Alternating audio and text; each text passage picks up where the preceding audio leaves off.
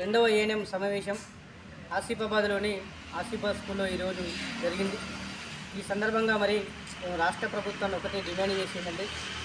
సరిగ్గా సంవత్సరం క్రితము మేము సమ్మె చేసినప్పుడు అప్పుడున్నటువంటి కాంగ్రెస్ పార్టీ ఎమ్మెల్యేలు, ఎంపీలు, ఇతర పార్టీ నాయకులందరూ కూడా మా టెంట్ కాడికి వచ్చి మాకు ఓట్లేయండి, మేము ఖచ్చితంగా రెగ్యులర్ చేస్తాం, ఎలాంటి షరతులు లేకుండా అని హామీ ఇచ్చిండు.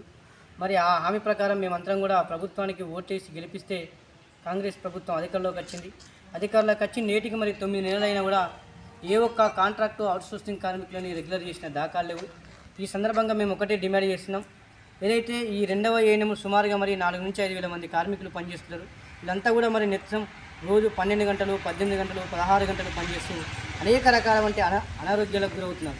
అయినప్పటికీ కూడా వీళ్ళు ఏదో ఒక చిన్న ఆశ ఉంది, ప్రభుత్వం మమ్మల్ని గుర్తిస్తుంది, మమ్మల్ని రెగ్యులర్ చేస్తుందని ఆశ ఉంది. కాబట్టి ఇప్పటికైనా కూడా రాష్ట్ర ప్రభుత్వం ఎలాంటి షరతులు లేకుండా ఎగ్జామ్ అని